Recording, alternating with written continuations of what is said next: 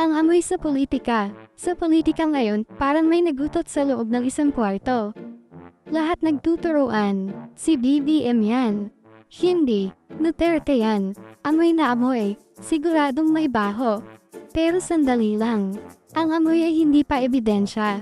Pwede kang makaramdam na may mali dahil sa mga pattern, testimonya, dokumento, at mga kainahinalang pangyayari. Iyan ang tinatawag kong political nose. Pero kailangan pa ring hanapin kung saan talaga nanggagaling ang amoy. Kung may totoong dokumento, financial trail, sworn testimony, at independent investigation, sundan natin.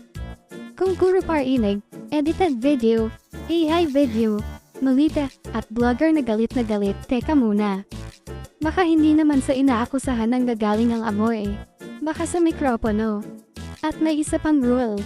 Huwag mong hatulan ng taong nakatayo sa downwind. Hanapin mo kung saan talaga nanggagaling ang amoy.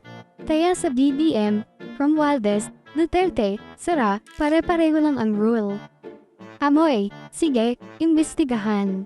Ebidensya, suriin. Fake video, ay dilitang ilong sa maling direksyon. Napatunayan sa tamang proseso. Doon tayo humatol. Dahil sa politika, minsan hindi sapat ang tanong na sino ang humutot? Ang kasabihan, kung sino munang pumutak, siyang ng itlog. Huwag sundan ang ingay, sundan ang amoy. Huwag sundan ang amoy lang. Hanapin ang pinanggalingan.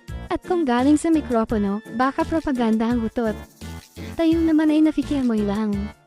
Kaya huwag tayong mag-away dahil sa amoy na hindi naman tayo ang gumawa.